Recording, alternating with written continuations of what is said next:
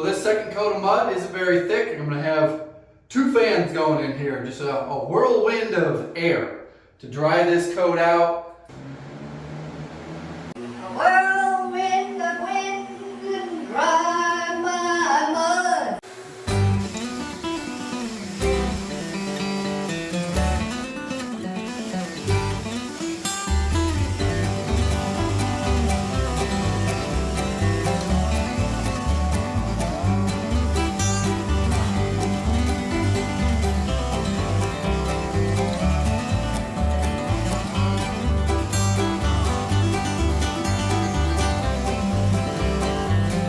So what do you guys think of this beast?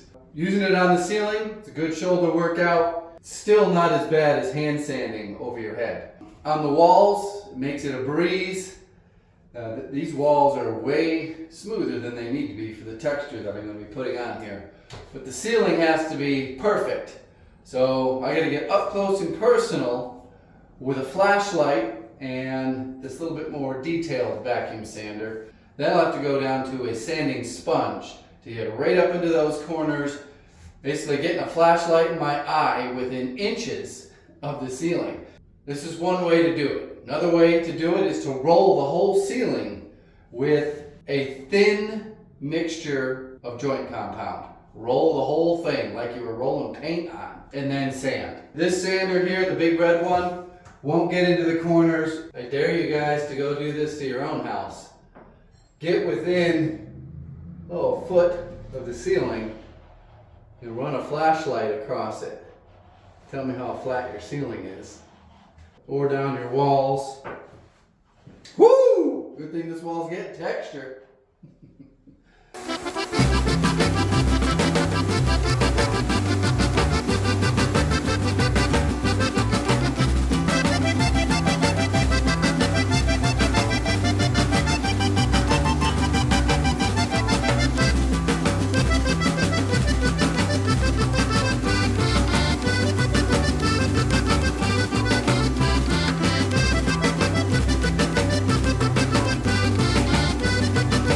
My first time using this filter bag, so let's see what it did.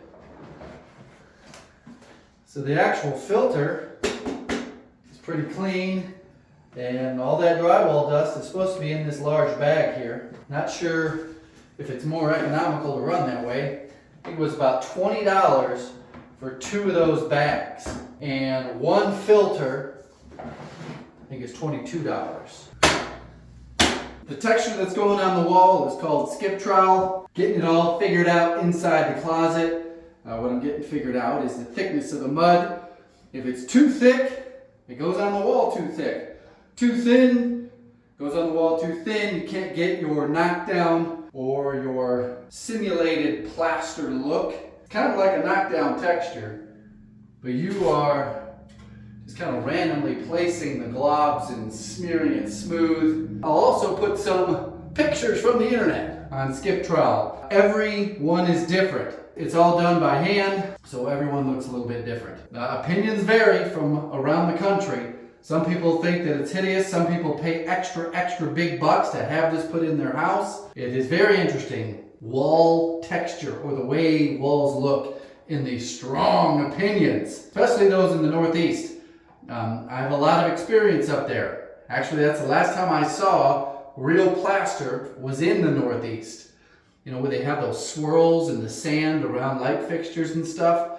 You don't see that anymore. It's way too expensive to do. You'd have to pay someone $500 an hour to do it these days.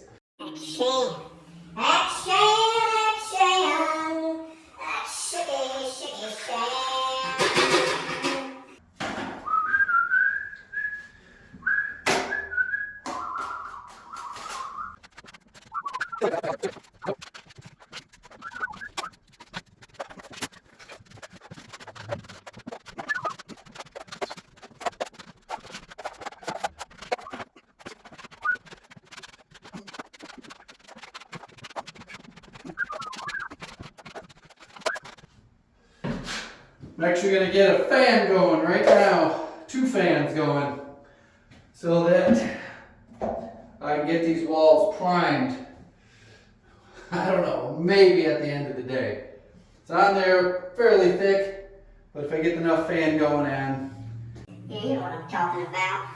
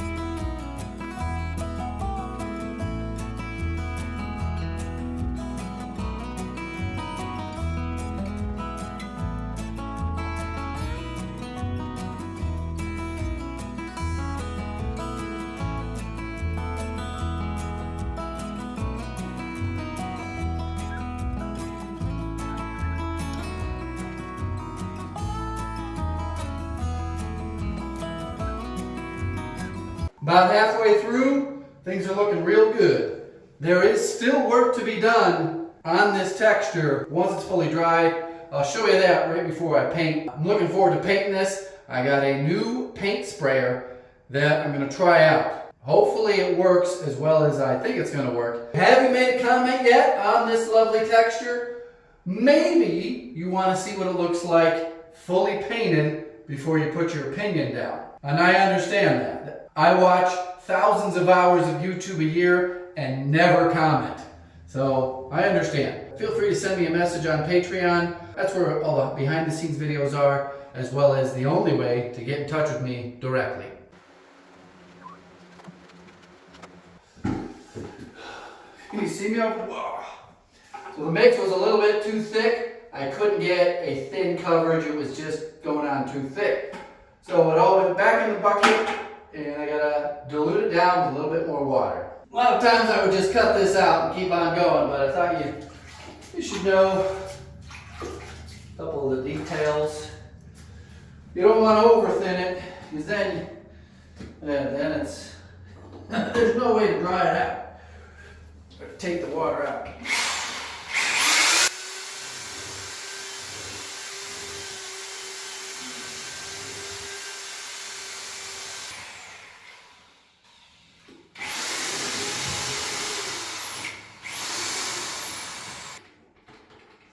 If any of you guys accidentally had this plugged in while you were cleaning it and actually bumped the trigger and have it grab your hand, done that a few times, so I always unplug it when I'm cleaning it.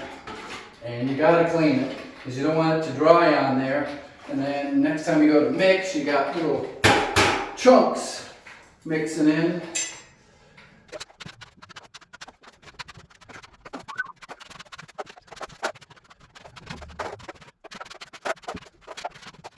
A lot of the times it's an upward angle, not really a left or a right.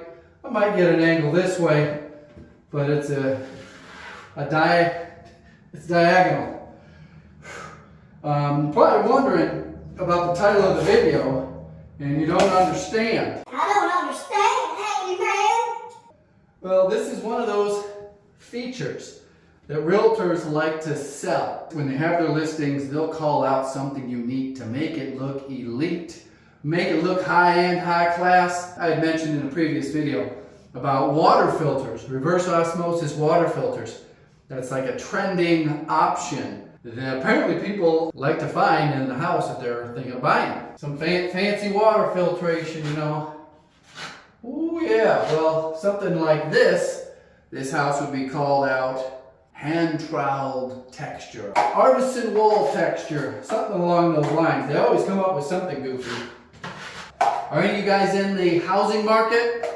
I look at maybe 15 to 20 houses every single night before I go to bed, checking up on my favorites. I favorite houses in different areas of the metro area that I work in. I like to know what their listing price is, what the selling price is, how many days it's been on the market, and how long it took them to do the flip. every single house in my area that's for sale is a flip. Once in a great while, maybe once every few months, I'll come across a house that actually made it to the full MLS listing that has not been flipped. It's very rare.